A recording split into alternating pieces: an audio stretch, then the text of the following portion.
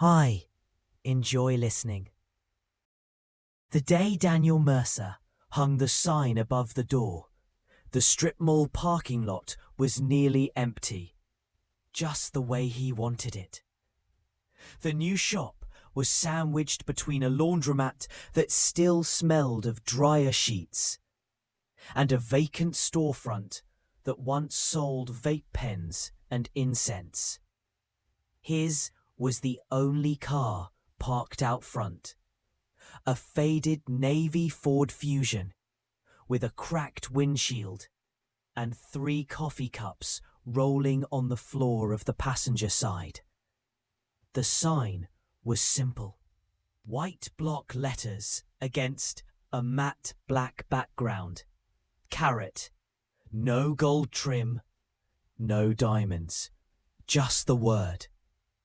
Inside, the shelves were half-stocked with gently used electronics, old wedding rings, dented silverware, and a few vintage watches whose stories Daniel didn't want to know.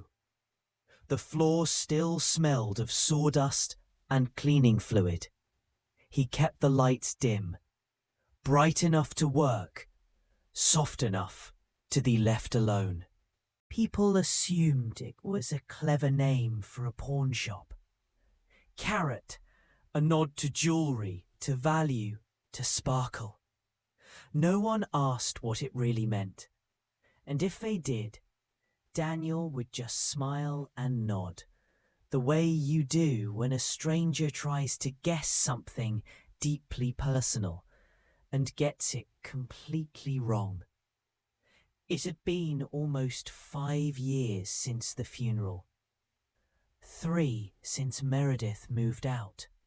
Daniel hadn't asked where she was going, only stood in the doorway and helped her load boxes into her sister's SUV. He never fought it. She couldn't stay in the house with Sophie's room untouched, couldn't walk past the empty dog bed by the door, couldn't live with the silence that used to be filled by little footsteps and tail thumps. But Daniel had stayed. At first because he couldn't bear to leave, and later because he couldn't afford to. He'd sold the design firm. The savings barely covered the medical debt, even with the insurance. He took a job stocking shelves at a hardware store for a year, worked nights at a storage facility. But that wasn't living, it was stalling. Like standing in a burning house, hoping someone else would come save you. The pawn shop wasn't part of some grand plan.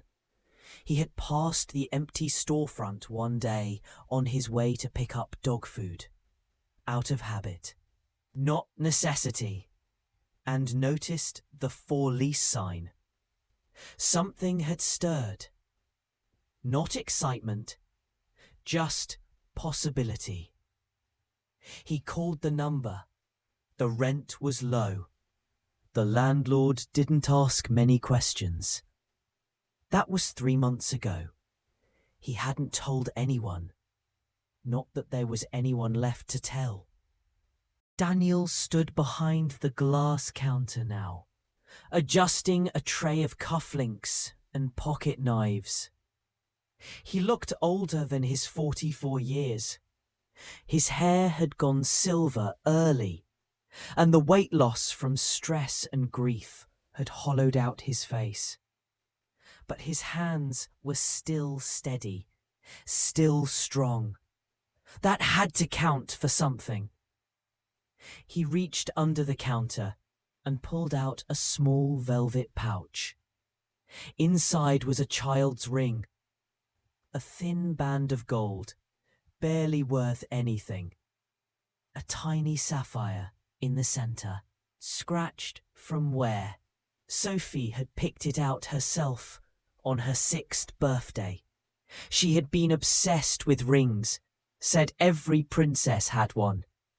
Daniel had taken her to half the jewellery stores in town, before she chose this one from a dusty display case in a pawn shop much like this. He placed it gently next to the register. Some people keep photos. Some keep shoes or hairbrushes or little handprints pressed into clay. Daniel had this ring and a name above the door. Carat. It had been Sophie's idea. That name. She had whispered it to the puppy as she fell asleep, with him curled at her side, his tiny body rising and falling with her uneven breaths. "Your name is Carat," she had said, "because you're the best and most precious thing I have." Daniel turned the open sign around on the door and unlocked the deadbolt. First day.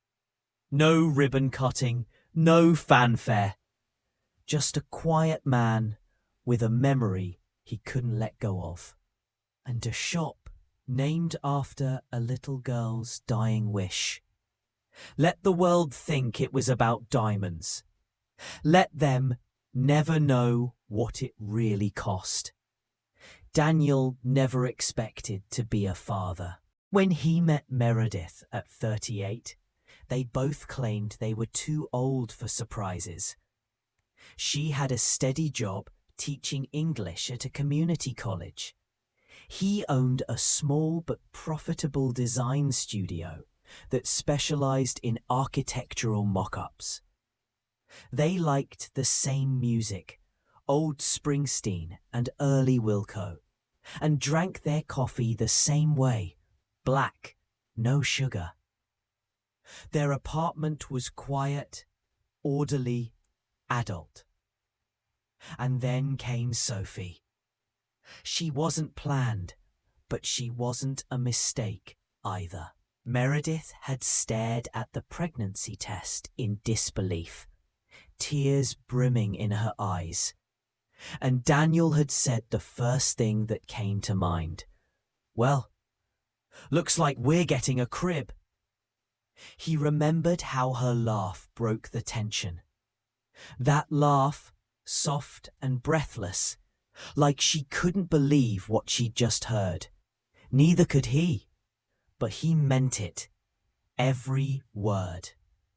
Sophie was born on a rainy October morning, her lungs howling before she was even fully out.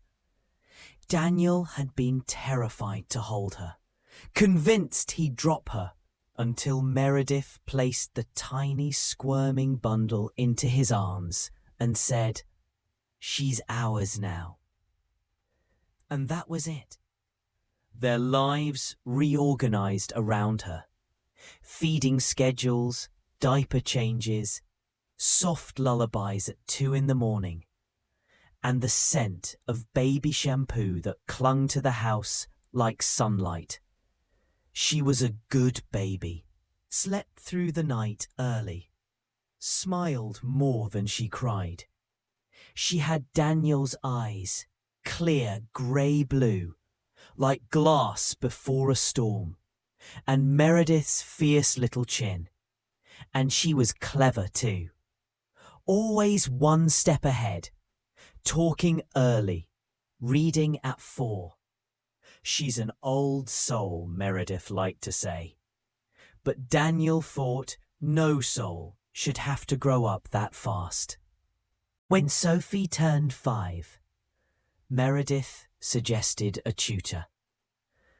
Not because Sophie was struggling, but because she was already asking about multiplication and Shakespeare. Daniel had rolled his eyes. "She's 5, not prepping for med school," but eventually relented. They found a retired teacher named Mrs. Clayton, who came twice a week to the house. That woman was sharp, kind, but observant. She taught Sophie how to sit still, how to write in neat cursive, how to think through a math problem step by step. But 2 weeks in, She pulled Meredith aside one afternoon. Her brow furrowed. "I may be overstepping," she said carefully. But when Sophie concentrates for too long, she holds her head like it hurts. She says it's fine, but I'd feel better if you had her checked. Point. Meredith brushed it off at first. So did Daniel. Kids get headaches, growth spurts, eye strain. It's nothing. But that night he noticed Sophie rubbing her temples while reading a picture book on the couch. When he asked if she was okay, she nodded too quickly. "Just tired, Daddy," she said. Still, they took her in, just to be safe. That first appointment was a blur. Blood work, eye exams, a referral, then a specialist, an MRI. Words that didn't make sense at first. Mass, lesion, central nervous system. Daniel kept waiting for someone to say they were being overly cautious, but no one did. The diagnosis came on a Wednesday morning. The hospital's pediatric neurologist, Dr. Fine, sat them down in a room too bright, too cold. He wore a tie with cartoon pandas on it. Daniel would later remember that detail more clearly than the words that followed. "It's a glioma," Dr. Fine said. "A brain tumor, deep in the midbrain. We don't yet know the exact type or grade, but I want to be honest. This is serious." Meredith's mouth opened, but nothing came out. Daniel just stared at the floor. He didn't cry. Not then. Not even when the doctor used the word inoperable. They got second opinions, flew to New York, then to Boston. Meredith stayed up late reading studies, searching forums, emailing specialists. Daniel made spreadsheets and filled a notebook with schedules, appointment times, medication names he could barely pronounce. They sold the cabin upstate, then the studio. Sophie kept smiling. She drew pictures of castles and unicorns. She named her IV stand Stanley. She told knock-knock jokes that made the nurses laugh and wore sparkly headbands to... "She's stronger than both of us," Meredith whispered one night, curled in bed next to Daniel. Her voice cracked and dry. He didn't answer, because she was right, and that only made it worse. For every scan that showed stability, another brought bad news. The tumor grew. Slower than expected, but relentless. Sophie's balance worsened. Her vision blurred. The doctors adjusted medications. They always adjusted something. One evening, Daniel came home with a bag of groceries and found Sophie sitting alone on the living room rug, a pad of paper in her lap, and a picture of a dog carefully sketched in crayon. "His name is Carat," she said brightly, holding up the drawing, "and I want him for my birthday." "Carat?" Daniel chuckled, pretending to misunderstand. "No," she said with a grin. "Carat, like in diamonds." He blinked. "Where'd you hear that?" "Mummy said her ring was 1 carat. And I said, that means it's very precious. So my dog will be that." The moss. Daniel tried to swallow around the sudden tightness in his throat. "Well, if he's anything like you," he managed, He'll be the best dog ever.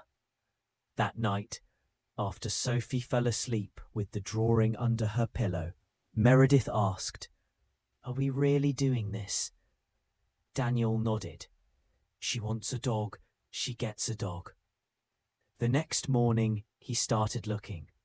It took a week of phone calls, shelters, and awkward conversations with breeders who barely understood why he needed a snow-white puppy today.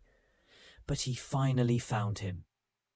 The puppy was smaller than expected, all fluff and blue eyes, with a curious nose and a tail that wouldn't stop wagging. Daniel brought him home in the early dawn, tucked into his coat. Sophie was still asleep. Meredith was sitting on the edge of the bed, her eyes red from crying. When Sophie woke to a cold nose on her cheek and a gentle ruff, she screamed so loudly with joy that the puppy panicked and peed on the blanket. They all laughed, even Meredith. And from that day forward, Carat never left Sophie's side. Carat adjusted to their home like he'd been waiting his whole short life to find it. He followed Sophie everywhere, down the hall, to the bathroom door, even under the covers during naps. He wasn't big, not yet, but he had a boldness about him that Daniel admired. The puppy was fiercely loyal, sharp, and incredibly gentle with Sophie, as though he somehow knew she was breakable in ways others couldn't see. Those first weeks were better than any medication. Sophie laughed more. She ate with more interest. She got out of bed without prompting, brushed her own teeth, even asked to go outside to play. She and Carat would sit in the backyard, Sophie bundled in a blanket on a lounger, while Carat brought her leaf after leaf, like they were treasure. Daniel started to believe, if not in miracles, then in moments. That was enough, he thought, enough to hold on to. But grief is a slow leak, not a sudden blow. And the signs returned like unwelcome guests, subtle, persistent. It began with Sophie losing her balance while carrying Carat down the stairs. She didn't fall. Daniel caught her just in time. But her face was flushed with embarrassment. "I guess I got dizzy," she mumbled. "I'll be more careful." Then she began squinting at books, even when they were close to her face. Her left hand started trembling slightly when she tried to write. And one night, Daniel woke to a sound he hadn't heard in weeks. Sophie crying in her sleep. He rushed in to find her curled tightly around Carat, moaning softly, her forehead damp with sweat. She said her head hurt all day, Meredith said from the doorway, her voice barely a whisper. They took her back in the next morning. The scan came a week early. Dr. Fine didn't even pretend to be hopeful this time. The tumour had grown again, pressing on the optic nerve and the motor centres.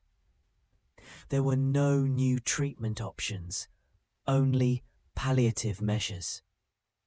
"We could try to slow the progression with a different chemo protocol," he said carefully. "But it will be hard on her." Daniel looked at Meredith. She was holding Sophie's medical file like it weighed 100 pounds. They both knew. There was no miracle left, only time. "How much?" Daniel asked. The doctor hesitated. Maybe 5 months, maybe less. Sophie took the news better than they did. She didn't cry, didn't ask why. She just reached over and picked up Carat, burying her face in his fur. 5 months is a long time in dog years, she whispered. Meredith wept in the car. Daniel didn't, not yet. He drove home on autopilot. Sophie asleep in the back seat, her head tilted gently against Carat's. The dog stayed completely still, eyes open, watchful, as if guarding her dreams. That night, after Sophie had been tucked into bed with Carat curled against her stomach, Daniel stood by the window, staring out at the dark street. He felt like a ghost inside his own body. Meredith approached quietly and placed something in his hand. It was Sophie's ring, the little gold band with the chipped sapphire. She left it on the kitchen counter, Meredith said, her voice rough from crying. She says it gets in the way when she hugs Carat. Daniel turned it over in his palm. He'd once joked about resizing it when she turned 10. Now it might outlive her. He stayed up most of the night, sitting on the floor beside Sophie's bed. Carat blinked at him in the dim light, but didn't move, just placed his chin on Sophie's arm and watched him with patient, glimmering eyes. The next morning, Sophie was too tired to get out of bed. It stayed that way for the next several days. They moved a television into her room, brought her food on a tray, covered the windows with sheer curtains so she could still see the sky. Meredith stopped going to work entirely. Daniel emailed the last few clients he hadn't already passed on and told them he was done. One afternoon, Sophie tugged on his shirt as he was fluffing her pillow. "Daddy?" "Yes, sweetheart." Her voice was quiet. "I'm not scared. I don't want you and Mummy to be scared either." Daniel tried to nod, but something inside him cracked. "We're just sad," he whispered, "because we love you so much." Sophie looked at him, wise beyond her 6 years, and said, "Then you should keep Carat after, so you still have someone to love." Daniel didn't answer. He couldn't.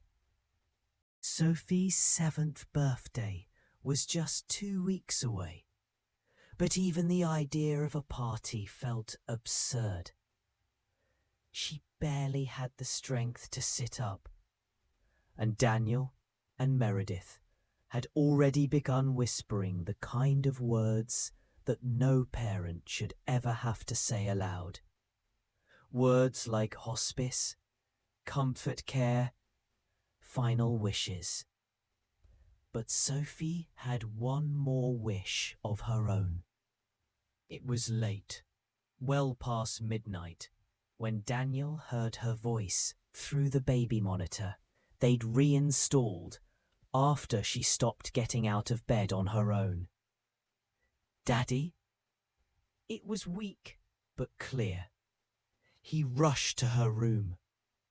She was lying on her side, her face pale against the pillow, her hand resting lightly on Carat's neck. The dog's ears perked up when Daniel entered, but he didn't move. "I don't think I'll make it to my birthday," Sophie whispered. Daniel's chest tightened. "Don't say that, baby." "It's okay," she said. "I'm not sad, but Remember you and Mummy said that when I turned 7, I could get a friend for Carat? He nodded slowly. They had made that promise back when she first got the dog. At the time, they'd assumed there'd be birthdays for years to come. I changed my mind, Sophie said. He doesn't need a friend. Daniel sat down beside her and took her hand gently. Then what do you want? She smiled faintly and reached up to pet Carat's ear. I just want him to remember me when I'm not here. Daniel's throat closed. He could never forget you. But dogs forget stuff, she said, serious now, trying not to fall asleep mid-sentence. I need to leave him something. She looked at her tiny hand. The ring wasn't there. Meredith had placed it in a keepsake box, but Sophie didn't seem to notice. She turned to Carat's neck instead and started fiddling with the metal loop on his collar. Daniel watched silently, then stood and walked to the bookshelf where they'd stored the keepsake box, still not ready to put it away forever. He opened it and pulled out the ring. Without a word, he knelt beside Sophie and held it out. She looked up and smiled. Thanks, Daddy. With trembling fingers, she tried to hook it onto the collar loop. Her coordination was weaker now. She struggled, frustrated, as Carat kept nudging her hand with his nose. Hold still, silly dog. She giggled. Daniel gently took the collar, fastened the ring to the loop, and held it up. It dangled just beneath Carat's chin, catching the light. There, he said. Now he'll always have you with him. Sophie reached out and scratched behind Carat's ears. You keep that safe, okay? That's a forever ring. That was the last night Sophie spoke clearly. The next day, she barely opened her eyes. The following day, she didn't at all. Carat lay curled beside her, unmoving, barely eating. Daniel tried to coax him up, but the dog would only leave her side to go outside, and only then because Meredith would plead with him. 3 days later, Sophie passed away in her sleep. Daniel was holding her hand. Meredith was sitting on the other side, her face buried in Sophie's blanket. Neither of them moved for a long time. Carat stayed on the bed until the funeral home arrived. Then he jumped down, padded into the hallway, and sat perfectly still by the front door. He didn't whine, he didn't bark. He just waited. And the next morning, he was gone. Daniel checked the yard, the basement, the neighbor's garage. Meredith went door to door, calling his name. They printed flyers and taped them to telephone poles, left notes at every shelter within 30 miles. No sign. She stopped speaking for a while, stopped eating. One night, Daniel found her in Sophie's room, sitting on the floor in the dark, rocking back and forth with one of Sophie's stuffed animals clutched to her chest. She didn't even look up when he entered. Within 6 months, she was gone too. Not dead, but gone. Moved in with her sister in Denver. Left behind boxes of books and winter coats. Said she needed air. Said she couldn't breathe in the house anymore. Said it smelled like loss. Daniel let her go. He didn't blame her. He stayed. At first, he thought he was just punishing himself. But time passed, and he realized he didn't want to leave where Sophie had lived, where she'd laughed and drawn pictures of diamond dogs, where Carat had lain beside her and guarded her through the night. He didn't want to forget. So when he opened the pawn shop a year later, Carat, not for diamonds, not for gold, but for the little girl and her best friend. The sign above the door was modest, brushed metal letters against dark wood. Carat, no subtitle, no promises of fast cash or instant deals, just the name. People in town assumed it was a jewelry reference, a clever play on the word. Some even complimented Daniel on the branding. He never corrected them. Inside, the pawn shop was quiet, almost too quiet. No buzzing fluorescent lights, no wall-to-wall chaos. Just shelves of carefully arranged items. Old cameras, worn guitars, watches with worn bands, a rack of denim jackets, and a locked case of small jewelry. Nothing particularly expensive. It wasn't like the other pawn shops in town. Daniel had made sure of that. He turned away anyone who felt wrong. He could sense them now. The desperate kind who brought in broken laptops and stolen bikes. He didn't yell. He didn't judge. He'd started the shop not for money, but for something else. A rhythm. A place to go each morning. A place to keep the weight of memory from settling entirely in his chest. And sometimes, unexpectedly, the shop gave him exactly what he didn't know he needed. People, stories, little moments of connection. Like the widow who came in every week to look at the same silver brooch she swore resembled one her mother wore in 1963. Or the teen who pawned his video game console, then came back a month later with babysitting money to buy it back. Daniel holding it in the back the whole time, even though the ticket had expired. But mostly the days were slow, quiet. Daniel didn't mind.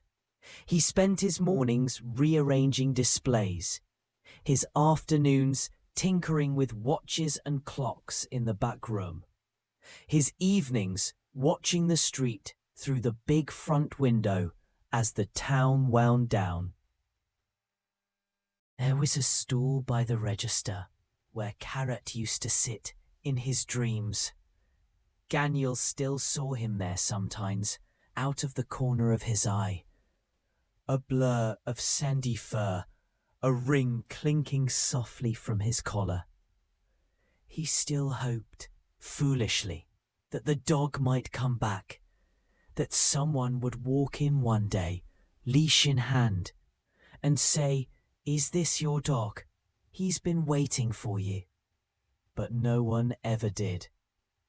Carat remained a shadow in the corners of Daniel's memory, just like Sophie. He thought about them more than he said aloud.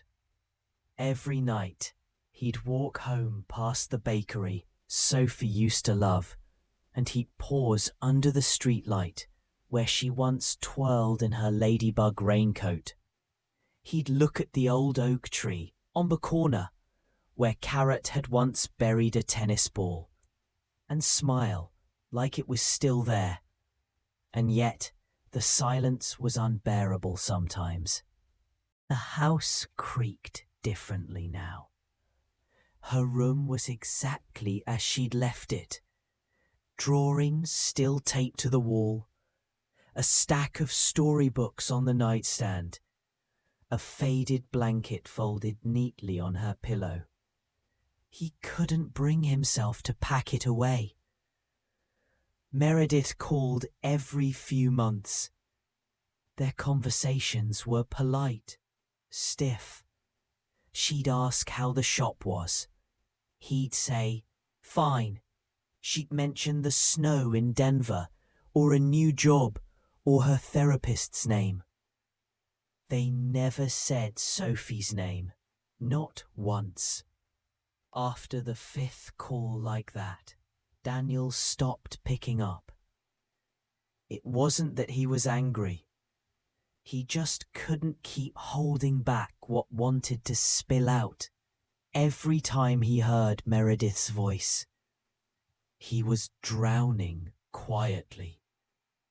Then, one rainy Tuesday in late October, something changed. A woman walked into the shop with a worn suitcase and a nervous smile. She was young, maybe 25, with a tired look in her eyes and a bandage on her thumb. She placed the case on the counter and said, "I don't have ID, but I'm not here to pawn anything. I'm just looking for someone." Daniel frowned. "Someone who works here?" "No. I was told this shop belonged to a man named Daniel Hale." "That's me." She nodded slowly, unzipped the suitcase, and turned it around to face him. Inside was a faded collar, a familiar collar, a gold ring still dangling from it, and nestled on the blanket inside the suitcase, wrapped gently in a piece of flannel, a photograph of Sophie, smiling in the sun, her hand on the head of a dog. Carat, alive! Daniel's hands began to tremble. He looked up at the woman, his voice cracking. "Where did you get this?" She hesitated. "It's a long story, but I think the dog was trying to find his way back to you." Daniel stared at the photograph as if it might dissolve in his hands if he blinked too hard. It was unmistakably Sophie. Her face was rounder, maybe a year or two younger than when she passed, but the light in her eyes was the same. Her arms were wrapped tightly around Carat, who sat beside her with the proud, slightly lopsided grin Daniel remembered so well. And around his neck, the small golden ring caught the sunlight like a secret message. Daniel's heart thudded unevenly. He looked up at the woman. Her wet hair clung to her forehead, and she looked like she hadn't slept in days. "Please," he said, "start at the beginning." She sat down across from him, folding her hands in her lap like someone used to waiting. "My name's Lacey. I live just outside Nashville. A few weeks ago, I was driving out of town on Highway 70 when I saw a dog sitting at the side of the road. Just sitting there. Not chasing cars, not begging, just waiting. Like he'd been waiting forever." Daniel didn't speak. He felt something hollow expand in his chest. I pulled over because I thought he looked hurt. But when I opened my door, he walked right up to me. Didn't bark, just climbed into the passenger seat like it was his car. "Did he have tags?"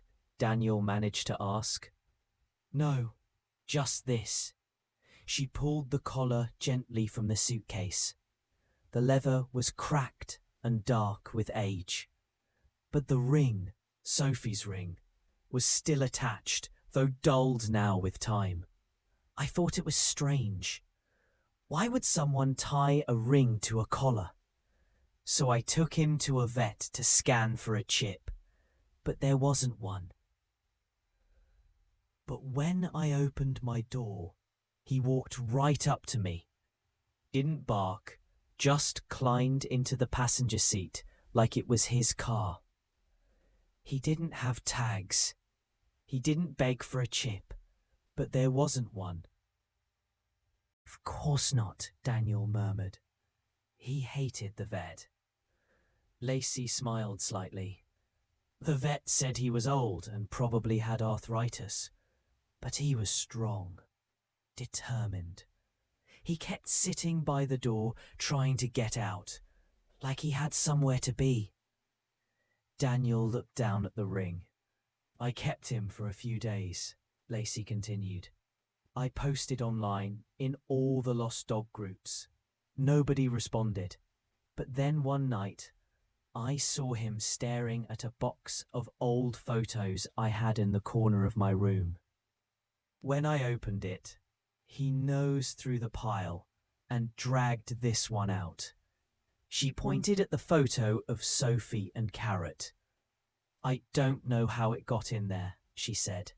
I didn't recognize the girl at all, but it was stuck between postcards from a trip I took to a town called Mapleview years ago. And then I remembered the name. I'd seen this shop. I remembered the sign, Carat. It stuck with me because I thought, that's a weird name for a pawn shop. Daniel tried to steady his breathing. So you drove all the way here? Lacey nodded. He stopped eating last week. Wouldn't drink much either. He just kept standing by the door, like he was waiting for someone to take him home. I figured, if this ring meant something, maybe you'd know. Daniel leaned forward, holding the photo like it was a live wire. Where is he now? In the car, Lacey said gently. I didn't want to bring him in if he'd gotten worse. Daniel was already moving toward the door. The air outside smelled of wet leaves and cold pavement.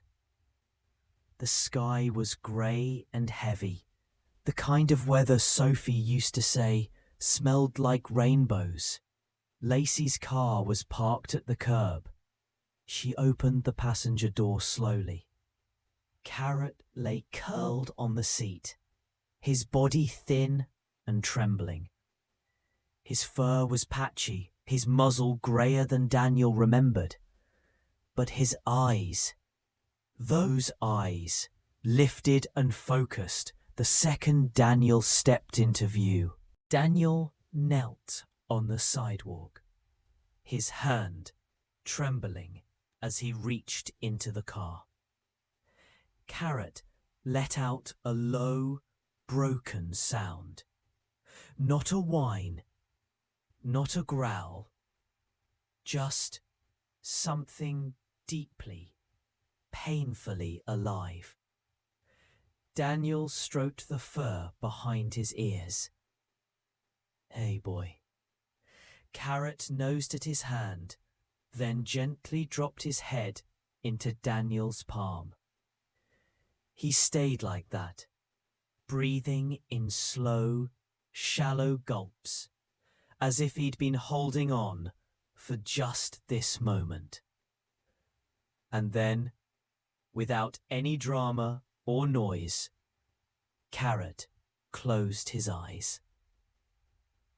Daniel held him until the last breath came, until the silence was complete, until the road he took led him home. Inside the shop, Lacey waited with her hands clasped tightly together.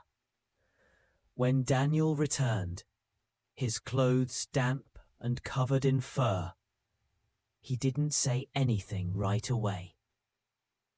He simply walked to the back counter, took the photo and placed it next to the cash register. Then He looked at Lacey. Thank you. She shook her head. He found me. I just listened. You did more than that. He paused. Would you like to stay for a while? Lacey blinked, surprised. Here? In town? In the shop, Daniel said. There's a room upstairs. I use it for storage, but it's livable. If you need somewhere to land. Lacey hesitated, and then, with a soft smile, yeah, I'd like that. That night, Daniel buried Carat beside Sophie's favourite tree in the backyard. He didn't invite anyone. He didn't say a speech. He just sat under the sky, hand in the dirt, and whispered, "She'll be so happy to see you." The first snowfall of the season arrived like a whisper, just a light dusting overnight that turned rooftops white and softened the edges of the world. Daniel stood at the back window of the shop, a mug of coffee in one hand, watching flakes gather on the iron fence he'd built around the little garden where Sophie and Carat now rested. He'd placed a small, light dusting on the fence, unmarked stone between the two graves. Nothing fancy, just a smooth, flat river rock. He visited them each morning, sometimes with words, sometimes with silence. Lacey had been living upstairs for 3 weeks now. She never asked for anything, never overstepped. She helped organize inventory, swept the shop floors without being told, and once even fixed the old cash register after it jammed. She was calm in a way that reminded Daniel of someone who had lived through storms and was now learning to breathe again. He didn't ask what had sent her running. She didn't ask why he kept a faded raincoat folded behind the counter. Some things were understood in silence. One snowy afternoon, as they were sorting through a box of old cameras someone had brought in, Lacey pulled out a velvet pouch and unwrapped a small pocket watch. "Look at this," she said. "It's engraved." Daniel peered over her shoulder. The back of the watch read 2WH, hold time gently. He turned it over in his hand. Beautiful. Think it still works? I can try. He took it to the repair bench in the back. As he worked, Lacey lingered, watching. "What's the oldest thing anyone's ever brought in?" she asked. Daniel thought for a moment. Someone once tried to pawn a Civil War medal. Said it belonged to their great-great-grandfather, but I could tell from the rust it was a reproduction. Sometimes people want to believe something's worth more just because it feels important. And what's the most valuable? He smiled faintly. A tiny locket with a baby tooth inside. A young father brought it in once. Said he needed $50 for a bus ticket to get to his daughter's birthday. I gave him the money and kept the locket in the safe. He came back 3 days later, grinning ear to ear. Best deal I ever made. Lacey looked around the shop, her eyes softer than usual. It doesn't feel like a pawn shop in here. That's the point, Daniel said. She nodded. It feels like a museum of small lives. Daniel glanced at her. Is that what brought you here? The dog? Or something else? Lacey hesitated. The dog showed me where to go, but I think I was looking for a place to belong long before that. Daniel didn't reply. He adjusted the tiny gears inside the watch and closed the back with a click. "There," he said, "still ticking." Lacey smiled, but her eyes misted. "Do you ever think about starting over somewhere new?" "I did once," he said quietly. "Right after Sophie passed. Meredith begged me to move west with her. New town, new life. But the idea of pretending none of it happened," he shook his head. "I couldn't do it, so I stayed. And then I opened this place, called it Carat. For her or for him?" "For both," Daniel said. "He carried her ring all that way. That kind of loyalty deserves a name on a building." Lacey nodded. "Do you think people carry things like that, even after they're gone?" Daniel looked at her closely now. "Are you carrying something?" She hesitated a long time. Then she pulled a small envelope from her coat pocket and laid it on the counter. It was yellowed and sealed with wax, brittle at the corners. On the front, a single name in faded ink: Calla. "My daughter," Lacey whispered. "She would have been 6 this year." Daniel's breath caught. "I was young, too young. I gave her up to a family who promised they'd send me letters, updates, photos. They did, for a while. Then one day they stopped. I haven't heard from them in almost 2 years." She touched the envelope lightly. "This was the last thing I got. I've never opened it." Daniel didn't speak. The room felt suddenly reverent, like a church built from forgotten prayers. "I was going to open it once I felt strong enough," Lacey said. "But I kept running instead, until I found the dog, until I found this place." Daniel placed the repaired watch gently beside her. "Then maybe today's the day." Lacey didn't move at first. Then, with trembling fingers, she broke the wax seal. Inside was a single sheet of paper and a Polaroid photo. The note was brief. "Calla is bright, curious, and healthy. She asks about the stars every night. We tell her she came from someone brave. She looks just like you." The photo showed a little girl sitting in a backyard under a string of fairy lights, clutching a telescope. Her eyes were wide with wonder, her cheeks round and rosy.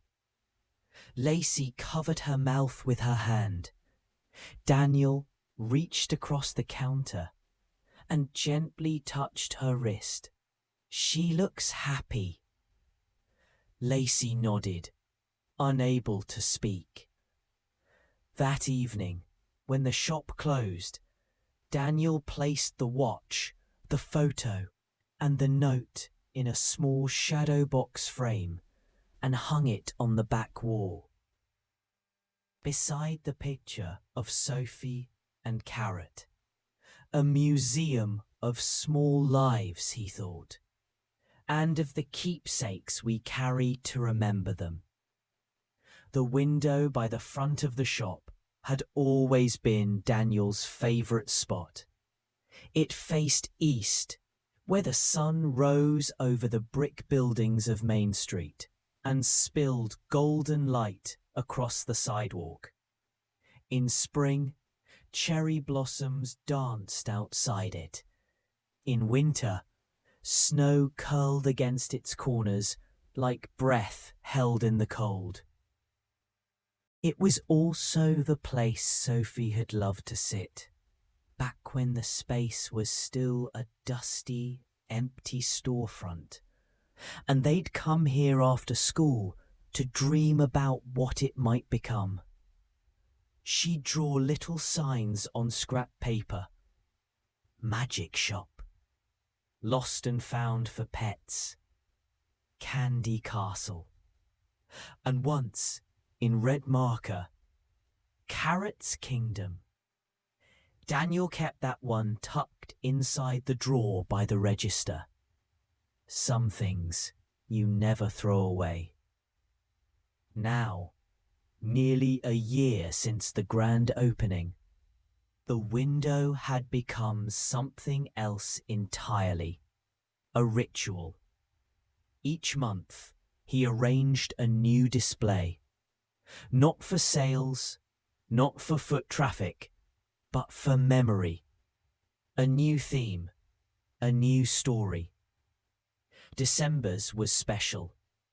It had snowflakes cut from old music sheets, a tin carousel from 1958, and in the centre, framed by pine garland, a photo of Sophie and Carat sitting side by side, her mittened hand resting on the dog's head.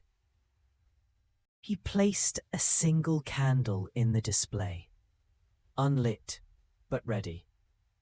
Her birthday was December 12th. She would have turned 11. Daniel didn't open the shop that day. Instead, he came early, before the sun rose, and stood in front of the window with 2 cups of cocoa. One for him, one for the memory of her. He didn't speak, just stood quietly, staring at the photo. Lacey joined him a little after 8. She didn't say anything either, just stood beside him. Hands in the pockets of her oversized coat, snow collecting in her curls. Eventually, she nodded toward the candle. "You want to light it?" Daniel took out a matchbook from his coat, struck one. The tiny flame flared, then steadied as he lit the wick. The candle flickered inside the glass, casting warm shadows on Sophie's photo. Lacey stepped back. "People will see that," she said softly. "Even if they don't know why, they'll stop and look. I hope they do." Daniel watched the reflection of the candle in the window glass, layered over his own face. And for a brief second, just the faintest second, he thought he saw Sophie standing beside him in the reflection, smiling quietly, her head tilted just so. But when he turned, there was only snow and silence, and the steady warmth of a flame not easily extinguished. Later that morning, an older man came in with a shoebox of small keepsakes, dog tags, war medals, a dented harmonica. He said he didn't want to sell them, just wanted someone to hold them for a while. Daniel nodded, took them gently, and gave him a small receipt. In the afternoon, a school teacher stopped in, looking for a vintage globe. Lacey found one in the back room, its continents faded but intact. By early evening, Daniel stepped outside, bundled up, and looked at the candle in the window from the street. A few people passed by and paused. A woman in her 40s with 2 children. A young man with headphones who smiled faintly. An older woman who looked at the photo for a long time, then placed a small sprig of holly on the windowsill. No one asked questions. No one needed to. Daniel watched them quietly, heart aching in that familiar way, like a bruise that never fully healed. But this time, it didn't consume him. This time, the ache came with breath. And breath meant he was still here, alive, honoring. Lacey came out with 2 paper cups of cocoa, just like Sophie used to love. Extra marshmallows, no lid. She handed him one. "You did good," she said. "This window, it's like a birthday card to the whole world." Daniel chuckled softly. She would have liked that.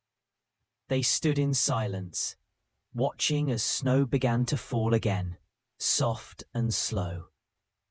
Then, from the far end of the street, they heard a sudden, low bark. Daniel's heart jumped, but no, it wasn't Carat. It was a scrappy little terrier, trotting alongside a teenage boy on a leash.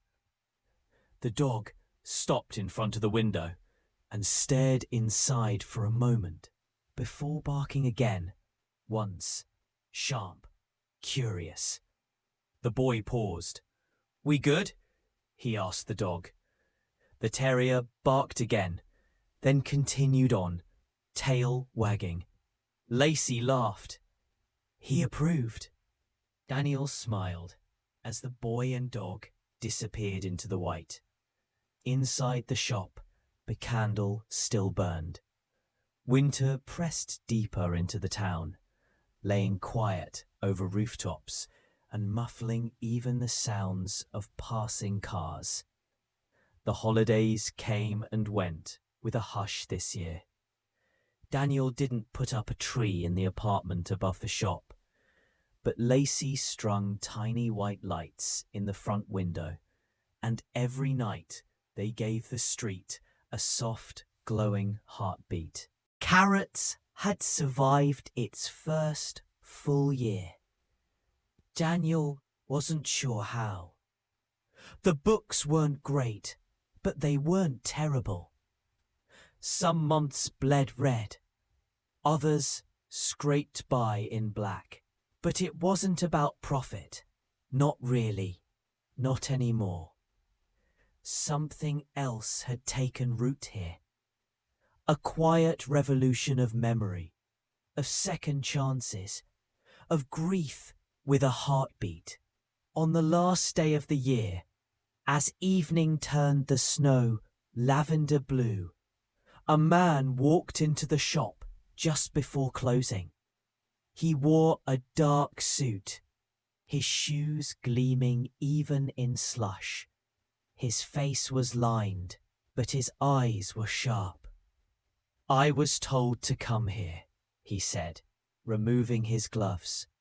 "You fix things, more than just clocks." Daniel set aside the broken lamp he'd been fiddling with.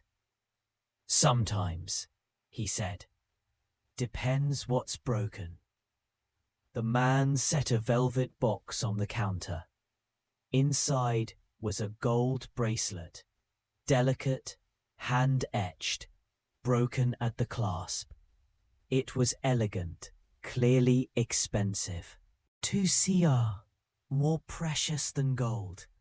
"She died 3 weeks ago," the man said. "My wife, Clara." Daniel closed the box gently. "I'm sorry." The man nodded. "I don't want to sell it. I want it to work again. To close, so I can wear it." Daniel nodded, his throat thick. "Give me a few days." After the man left, Daniel turned the bracelet over and over in his hands, like a prayer bead.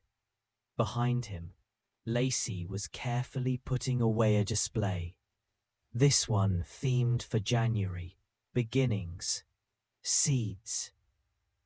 A faded hourglass. You okay? She asked. Daniel nodded slowly. You ever think about how we measure value? Lacey tilted her head. In money? No, he said. In weight, in gold, in diamonds, in time. He held up the bracelet. But what if the measure of gold isn't the metal? What if it's the memory? She didn't answer. She didn't need to. They both knew. That night, Daniel stayed late repairing the bracelet. His tools moved slowly, carefully, like surgeons in low light. When the clasp finally clicked shut, he didn't smile. He just closed the box and set it aside. Then he walked to the back wall. Over the months, it had become something of a gallery. A shadow box for each story. The harmonica and medals. The vintage globe. The tiny dog tag. The locket with the baby tooth. The unopened love letter returned by the post office decades late. And now, the photograph of Calla under the fairy lights. Her eyes wide and dreaming. Each one someone's gold. Each one not for sale. Lacey came down from the apartment just before midnight, wrapped in a blanket, holding a thermos of tea. You coming up? Daniel nodded. Soon. Outside, fireworks began to thud softly in the distance. The new year was arriving, not with fanfare, but with breath. Sophie's ring, the one she'd worn on a chain, even when it slipped from her small finger. The one Carat had carried across the fields, mud-covered and bitten through with grief. It wasn't fancy, just silver, a little tarnished now. But to Daniel, it weighed more than anything he owned. He placed it in its own box, then set it on the highest shelf in the shop, beside a photo of Sophie hugging Carat, both of them muddy, wild, and glowing. He whispered softly, "Happy New Year, sweetheart." And then he turned off the lights. In the darkness, the white window lights still glowed. Not like a pawnshop, not even like a store, but like a lantern for anyone lost, for anyone trying to come home. If you like the story, I would be very happy to have your support. Click the thumbs up. And to not miss new stories, subscribe and click on the bell. Thank you from the bottom of my heart, and all the best.